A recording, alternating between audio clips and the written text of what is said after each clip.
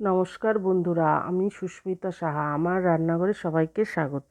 আজকে আমার রেসিপি কাচকি মাছের পকোড়া। এটা আমি কিভাবে বানাই দেখে নিন। আর আমার রেসিপিটা স্কিপ না করে প্রথম থেকে শেষ পর্যন্ত দেখার অনুরোধ রইল।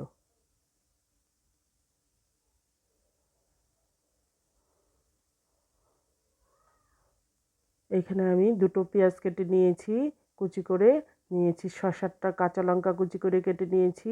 এখানে আছে আমার কাচকি মাছ 150 গ্রাম। মাছটাকে ভালো করে ধুয়ে নিয়েছি। তারপরে এখন মেখে নেব।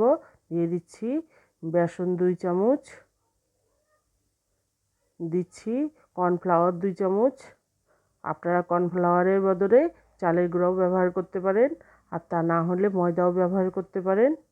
দিচ্ছি গুঁড়ো মশলা, হলুদের গুঁড়ো 1/2 চামচ, দিচ্ছি জিরে গুঁড়ো 1/2 চামচ, দিচ্ছি ধনের গুঁড়ো 1/2 চামচ, দিচ্ছি স্বাদ মতো লবণ। আর আপনারা এখানে ঝালের গুঁড়োও ব্যবহার করতে পারেন সামান্য।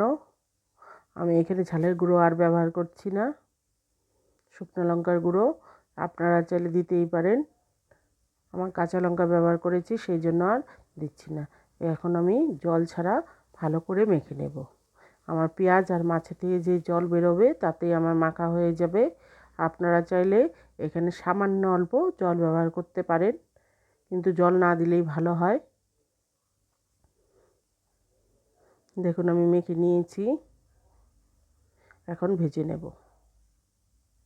এখন ফ্রাইং প্যানে আমি তেল গরম হতে বসিয়ে দিয়েছিলাম, তেলটাও আমার গরম হয়ে গেছে। এখন আমি পাকোড়াগুলোতে দিয়ে দিচ্ছি। আপনারা আপনাদের ইচ্ছে মতো সাইজ করে দেবেন, ছোট বড় যেভাবে ইচ্ছা হয় সেভাবে দেবেন। দেখুন কত কম সময়ে আর কম উপকরণেই তৈরি হয়ে যায় এই পাকোড়াটা। আর গ্যাসের ফ্লেমটা এখানে মিডিয়ামে থাকবে, বেশি হাই ফ্লেমে ভাজা যাবে না, তাহলে ভিতর থেকে কাঁচা থেকে যাবে, উপর থেকে পুড়ে যাবে। পাকোড়াগুলো খেতে ভালো লাগবে না, ক্রিস্পি হবে না। সেই জন্য মিডিয়াম ফ্লেমেই ভাজতে হবে। এইভাবে আপনারা সন্ধ্যা স্ন্যাক্স হিসাবেও খেতে পারেন, আবার ডাল ভাতের সঙ্গেও ভেজে খেতে পারেন। যারা কাচকি মাছ না খান তারা এইভাবে করে খাবেন, বুঝতেই পারবেন না যে এটা কাচকি মাছের পাকোড়া।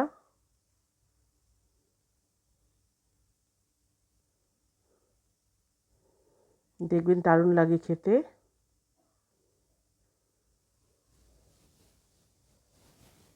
আর ছোটো মাছ খেলে চোখের জ্যোতি বাড়ে। ছোটো মাছ খাওয়া ভালো শরীরের জন্যও।